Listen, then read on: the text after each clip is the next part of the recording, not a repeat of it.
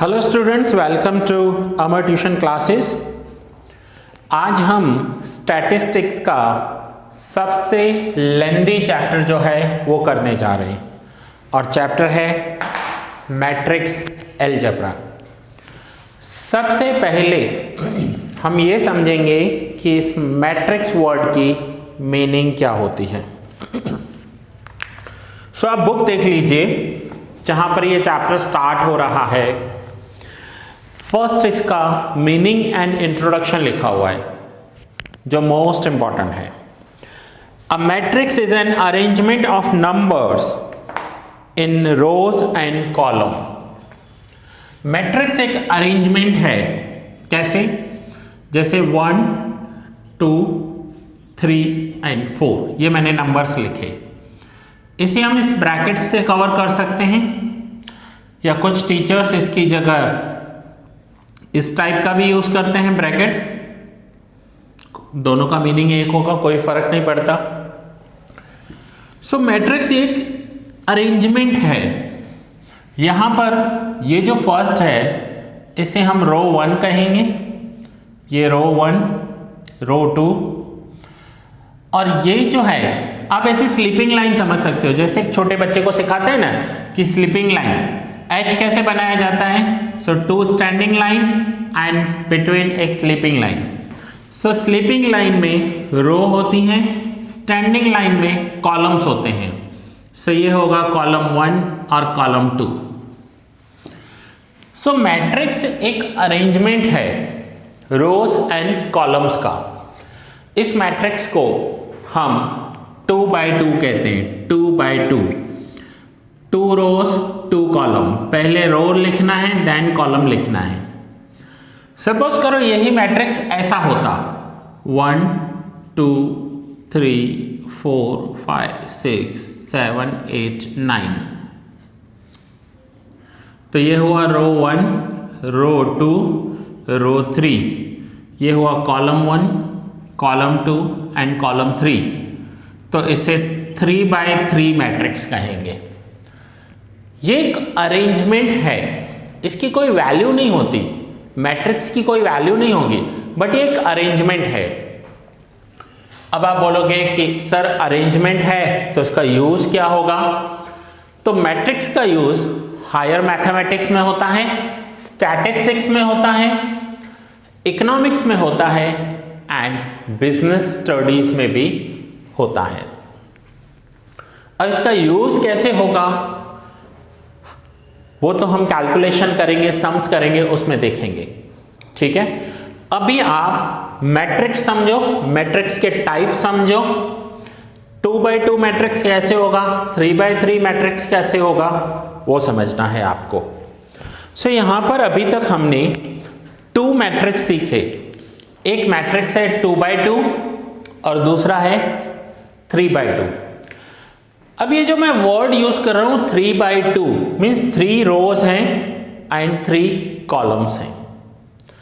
अब एक और मैट्रिक्स में ड्रॉ कर रहा हूं 1, 2, 3, 4, 5, 6,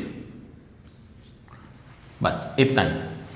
अब यहां पर 2 रोज 2 कॉलम थे, 3 रोज 3 कॉलम थे, बट यहां देखिए रो कितनी है, रो 1, row 2, column 1, column 2 and column 3।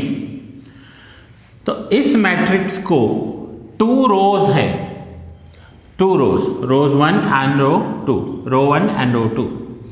तो इस मैट्रिक्स को 2 by 3 कहेंगे। 2 by 3 क्यों?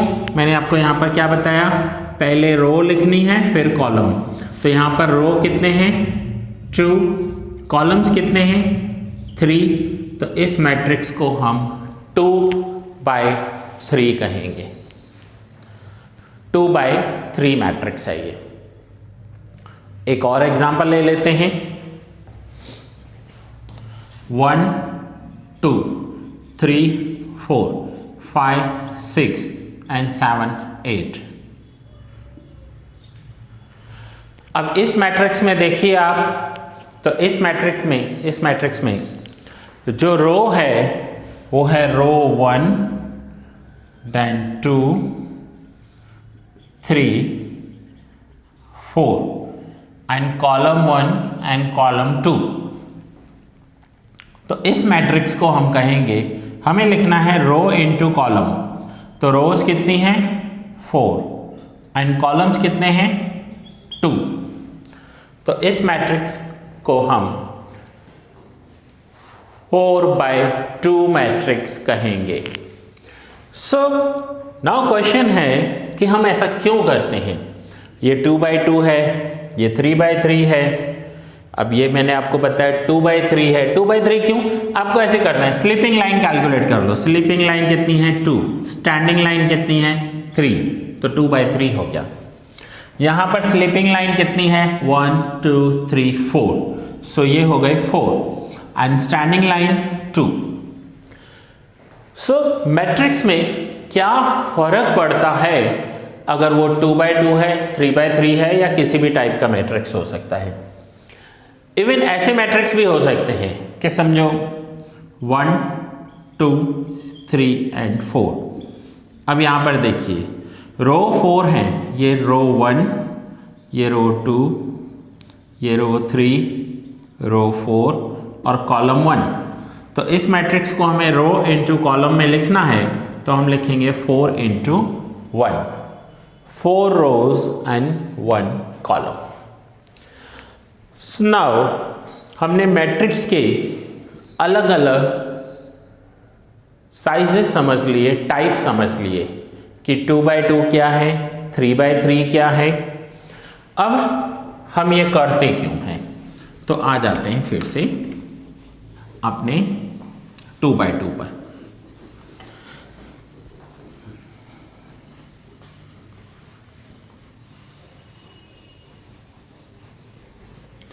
नाउ ये जैसे 2/2 है, इसमें row 1 and row column 2 and column 2 है, ठीक है। नाउ अब आपको क्वेश्चन में ऐसा दिया हुआ होगा कि if a is equals to 1 2 3 4 and b is equals to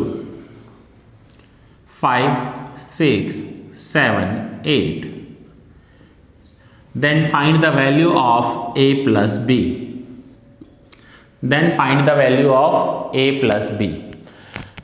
अब आप इसमें a plus b कब कर पाओगे, जब दोनों मैट्रिक्स सेम साइज के हों। ये भी 2/2 है, ये भी 2/2 है, प्लस कर लेंगे। ये फर्स्ट यहां पर है 1 को 5 में ऐड करेंगे। ये देखिए 1 की पोजीशन और 5 की पोजीशन दोनों सेम है। देन यहां पर है 2, सो 2 plus 6, then 3 plus 7 and 4 plus 8। सो जब हम प्लस करते हैं तो दो मैट्रिक्स को ऐड करना है या इवन माइनस भी करना है, सब्सट्रैक्ट भी करना है, तो दोनों 2/2 या दोनों 3/2 या दोनों सेम साइज के होने जरूरी हैं। सो फाइनली अब हम इसको ऐड करके इसका एक आंसर लेकर आएंगे। 6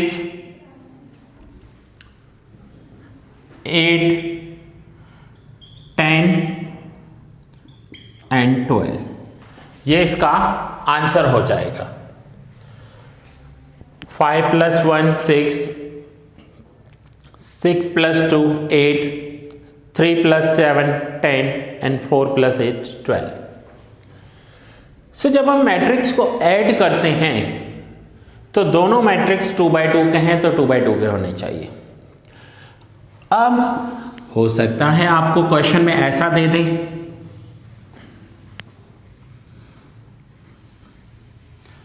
if a is equals to 1 2 3 4 and b equals to 5 6 7 8 9 10 11 12 13, then what will be the value of a plus b? a plus b की वैल्यू क्या होगी? अब जो मैट्रिक्स a है वो 2/2 है, उसमें 2 रोज एंड 2 कॉलम्स हैं, जबकि b मैट्रिक्स वो 3/3 है। तो तो हम यहाँ पर a प्लस बी कैलकुलेट नहीं कर सकते। सो हम यहाँ पर लिखेंगे a plus B is not possible, क्योंकि यहाँ पर 2 कॉलम्स एंड 2 रोज हैं, यहाँ 3 रोज 3 कॉलम्स हैं। a प्लस बी हो ही नहीं सकता। a प्लस बी होने के लिए दोनों का 2/2 और 3/3 होना जरूरी है। अगर b 3/3 है तो a भी 3/3 हो तो हो जाएगा। सो दोनों का साइज सेम होना चाहिए। यहां पर ऐसा भी दे सकते हैं आपको कि if a is equals to 1 2 3 4 and b equals to 5 6 7 8 9 10, what will be the value of a plus b? हम लिखेंगे a plus b is not possible। a plus b possible नहीं है। ये स्टूडेंट्स स्टैटिस्टिक का सबसे लेंथी चैप्टर है, और मैं समझता हूँ ये तो आज मेरा इंट्रोडक्शन लेक्चर है, मैं इंट्रोडक्शन रिकॉर्ड कर रहा हूँ, बट 15 से ज़्यादा लेक्चर्स बनेंगे। बट ये जो लेक्चर्स होंगे ना, ये छोटे छोटे लेक्चर्स होंगे, पर सम एक लेक्चर बनाएंगे। सो छोटे छोटे लेक्चर्स होंगे 10 to 20 मिनट्स के अप्रॉक्स, बट 15 से ज़्यादा लेक्चर्स बनने वाले हैं। सो होपफुली आपका मैट्रिक्स क्लियर हो गया। नाउ जब हम कोई भी मैट्रिक्स में वैल्यू लिखते हैं तो उस वैल्यू का एक पोजीशन होता है। जैसे ये 1 2 3 4 5 6 एंड 7 8 9। अब ये एक मैट्रिक्स है, इस मैट्रिक्स को 3/3 मैट्रिक्स कहेंगे, 3 रोज एंड 3 कॉलम्स। तो अब अगर मैं आपसे पूछूं कि ये जो मैंने नंबर 1 लिखा है इसकी पोजीशन क्या है, तो आपका आंसर होगा इसकी पोजीशन है A11। A11 means first row first column. ये 1 का मीनिंग है फर्स्ट रो फर्स्ट कॉलम। हम इसे A11 रीड नहीं करेंगे, फर्स्ट रो फर्स्ट कॉलम। सो ये जो नंबर 1 मैंने लिखा है, नंबर 1, सो इसी को ही अगर हमें यहाँ दिखाना है तो हम दिखाएंगे A11। ये जो 1 का प्लेस है, उस प्लेस की वैल्यू है A11। अब ये जो 2 है इसे हम लिखेंगे A12। अब इसकी मीनिंग क्या होगी? ये होगा फर्स्ट रो फर्स्ट कॉलम। इसकी मीनिंग होगी फर्स्ट रो सेकंड कॉलम। आप देखो यहां से ये रो 1 है बट कॉलम सेकंड है, first row second column. Then हम लिखेंगे first row third column, first row third column. तो हम लिखेंगे A13। हम ऐसे नहीं लिखेंगे या ऐसे रीड नहीं करेंगे कि A13 नहीं बोल सकते, यहां क्या कहेंगे A13। नाउ अब आप सोचिए ये क्या होगा? ये जो पोजीशन है ये कौन सी पोजीशन है? तो ये सेकंड रो आती है, फर्स्ट कॉलम आता है। मैं यहां पर लिख देता हूं row 1, row 2 and row 3, column 1, column 2 and column 3। So ये जो 4 का पोजीशन है ये कौन सा है? Second row and first column. तो यहां पर second row and first column A21। Then ये जो है सेकंड रो सेकंड कॉलम, देखिए second row and second column. And then ये जो पोजीशन है इसे हम कहेंगे second row third column, second row third column. ठीक है। नाउ ये जो 7 लिखा हुआ है, 7 की पोजीशन कौन सी है? Third row first column. So A31, third row first column. Then ये जो 8 पोजीशन है ये है third row second column, third row and second column. ये रो 3 है और इसका कॉलम सेकंड है। एंड जो लास्ट है ये है third row third column. So students, ये आज हमने मैट्रिक्स की मीनिंग समझी, उसका इंट्रोडक्शन समझा। इस चैप्टर का जो वेटेज है आपके कोर्स में वो 25% का वेटेज है इस चैप्टर का। 25% इस चैप्टर में से आएंगे। चैप्टर इजी है बट लेंदी है, लेंदी चैप्टर है।